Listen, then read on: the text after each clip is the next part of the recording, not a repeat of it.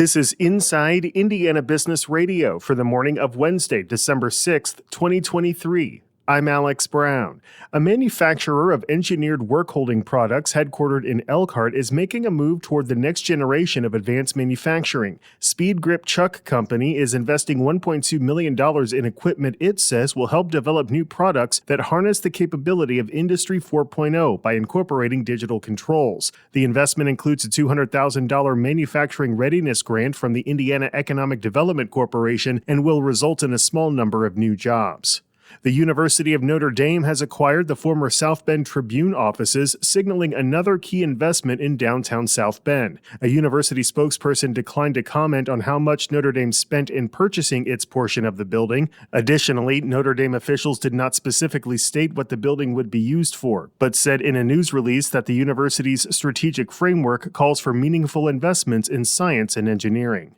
Ag producers are more optimistic about their financial performance and prospects, according to the latest Purdue University CME Group Ag Economy Barometer. However, many producers still have some concerns heading into 2024, according to principal investigator James Mintert. When we asked farmers what their biggest concerns were for the upcoming year, they still point to high input costs as a top concern, but rising interest rates and lower crop and livestock prices are also increasingly sources of concern for farmers.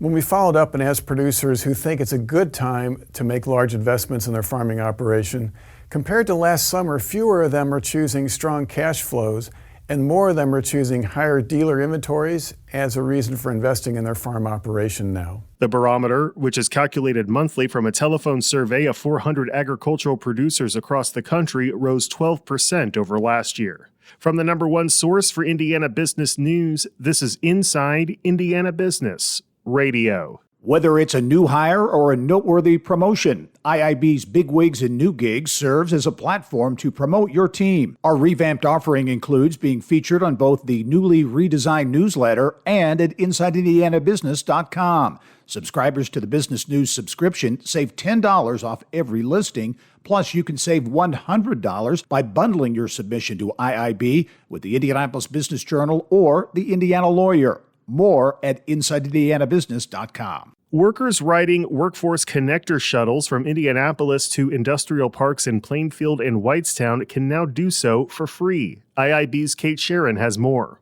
The Central Indiana Regional Transportation Authority is going fare-free on the route by striking a $1 a trip fee starting January 2nd, the organization announced Tuesday. Executive Director Jennifer Gebhardt said while paying $1 per trip might not seem like a lot, it can make a big difference to riders. She said the Economic Improvement District boards of directors for both Plainfield and Whitestown, which fund the majority of the service, voted to test the no-fee concept in 2024. The workforce shuttles fill a public transit gap between Indigo bus stops and e-commerce fulfillment centers in both towns. The service operates 6 days a week, going between Carson Transit Center in Indianapolis and workplaces from 5:10 a.m. to about 7 p.m. The Transit Authority said eliminating the fare is an attempt to increase ridership and cut down on boarding times. A timeline for a decision on whether to keep the concept in place was not given.